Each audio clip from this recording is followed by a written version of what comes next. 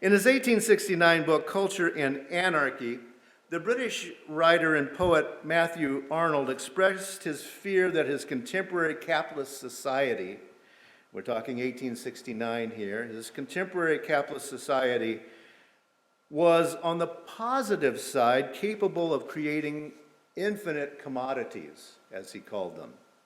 But in the minus column, that great capitalist society was creating incomplete and mutilated human beings, he called us. Incomplete and mutilated, stunted and enfeebled, as Matthew Arnold saw it. Now, many thinkers and artists in the 19th century realized that the church was on the wane, especially in Great Britain. Often, it was not the decline of religion or the death of God, as it was often called, that was really bothering people of that time, especially cultural critics such as Matthew Arnold. He was already an atheist. That's not what was bothering him about what he saw as the collapse of the church in Europe. His question was, where would the art reside after the churches closed? Where would people find art?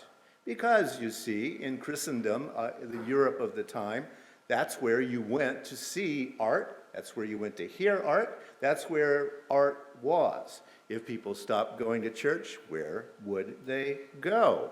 Were Europeans doomed to incomplete and mutilated, stunted and enfeebled existences as they drowned in their endless, infinite capitalist commodities?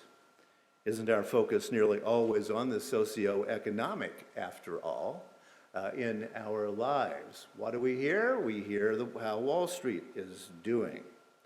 What the cultural critics of the 19th century didn't see coming was that art would become a secularized form. It would come out in visual, cheap reproductions of paintings, cheap books printed by the thousands. It would go into museums that began to open and open and open, concert halls, and et cetera, et cetera. They hadn't seen these in the early 19th century, but they begin to crop up as the century goes on.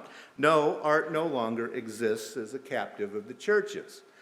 They just didn't see how that was going to change, but we can see it nowadays. Interestingly enough, that thing that we somehow know that, you're not supposed to sell your soul, center, etc., for those infinite commodities, that soul or center or that essence, we still think of somehow in the spiritual, religious viewpoint, even though art has now become secular.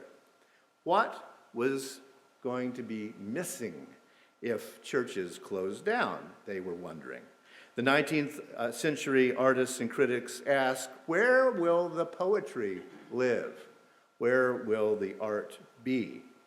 And how will we avoid this infinite commodity that will kill our soul?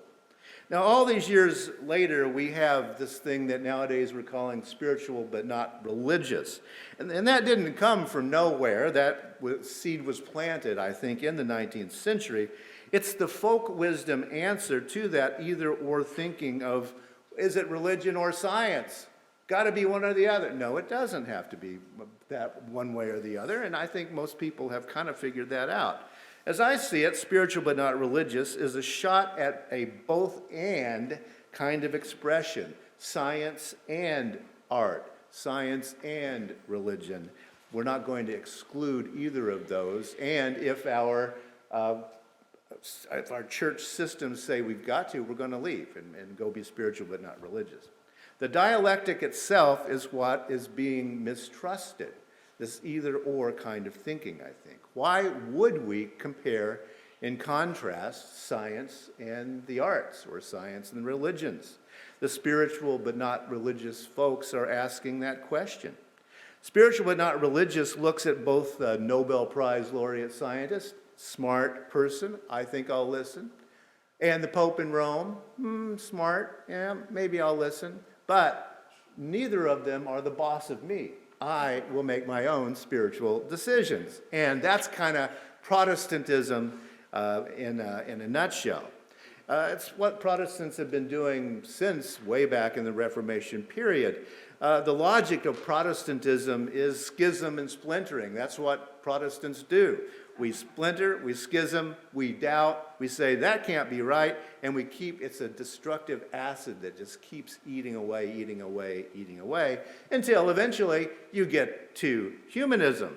Now, some cultural critics are even wondering if the idea of a true self may be one of the targets of the spiritual but not religious people today. It's not part of this religious ethos that is developing.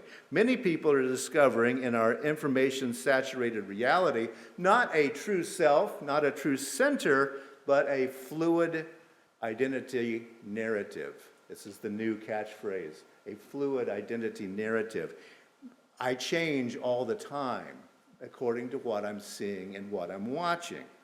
In one instance, an authority will be a scientist. In the next instance, it's a magician or a shaman or something like that. These are different categories of expertise, yet more and more contemporary people are saying one doesn't preclude the other. I got room for all of that stuff.